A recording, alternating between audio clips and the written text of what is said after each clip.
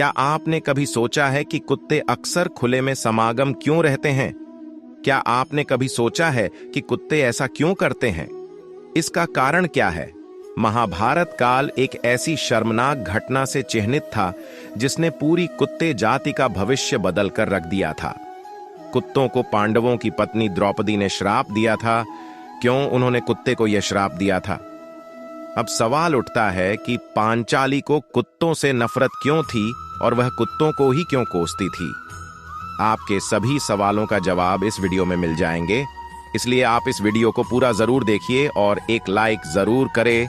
तो दोस्तों, चलिए शुरू करते हैं। स्वयंवर जीतने के बाद पांडव जब द्रौपदी को घर ले आए तो अर्जुन ने माता कुंती से कहा कि देखिए माता, हम क्या लाए हैं। चूंकि कुंती भी किसी काम में व्यस्त थीं, ऐसे में उन्होंने बिना देखे ही कह दिया कि जो भी लाए हो पांचों भाई आपस में बांट लो। हालांकि बाद में जब उन्होंने द्रौपदी को देखा तो वो खुद हैरान थीं कि यह मैंने क्या कह दिया। अब पांडव तो अपनी मां की हर बात मानते थे, ऐसे में पांचों ने ही द्रौपदी को पत्नी के तौर पर स्वीकार कर लिया। दरअसल हकीकत सत्य से कई ज्यादा है और जो आज हम आपको बताएंगे, वैसे आपको बता दें कि यह सब भगवान महादेव का रचा हुआ खेल था। आपको बता दे कि द्रौपदी ने भगवान शिव की पूजा करके उनसे वरदान मांगा था कि उन्हें बल, बुद्धि, कौशल, शौर्य और नैतिकता में परिपूर्ण वर प्राप्त हो।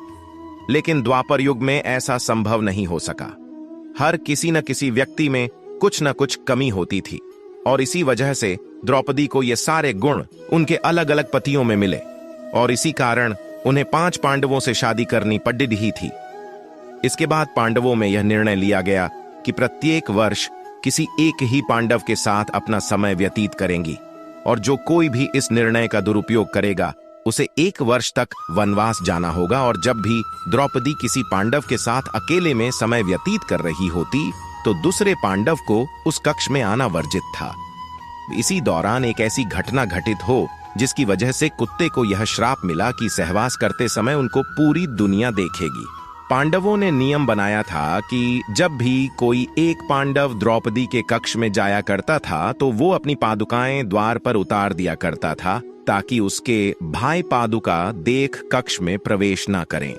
परंतु एक बार जब अर्जुन अपनी पादुका प्रवेश द्वार के बाहर उतार द्रौपदी के संग प्रेम प्रसंग में लीन थे, तभी द्वार पर एक कुत्ता आया और खेल खेल में उस कुत्ते ने उस अर्जुन की पादुका उठा ली और उसे लेकर वो पास के जंगल में जाकर उसके साथ खेलने लगा। उसी दौरान भीम अपने कक्ष की ओर प्रस्थान कर रहे थे।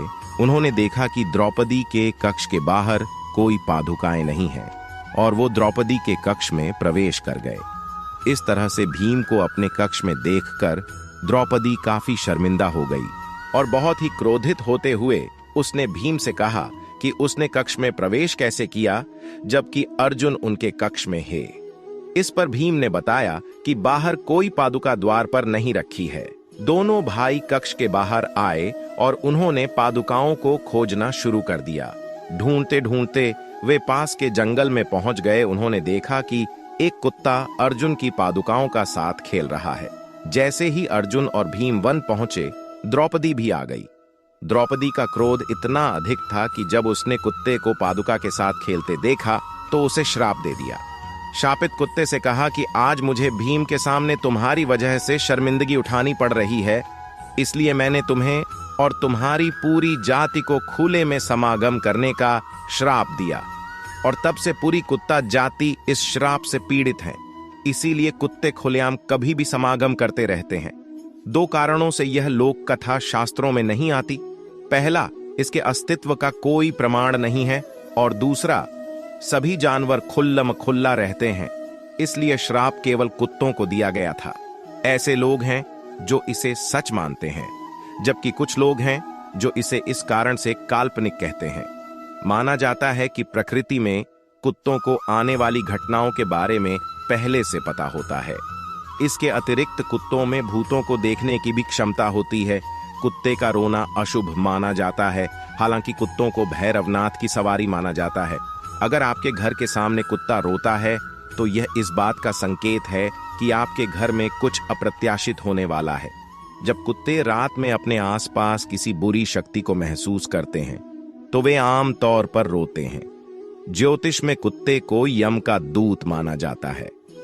कुत्ते के बारे में यह भी कहा जाता है कि वह दूसरों का भोजन चुराकर अपना पेट भरता है। शायद इसीलिए कहा गया है कि कुत्ता जब आपके खाने को छूता है तो वह अपवित्र हो जाता है। दोस्तों, वीडियो अच्छी लगी तो कमेंट में जय श्री राम जरूर लिखें, एक लाइक करें और चैनल को सब्सक्राइब करें।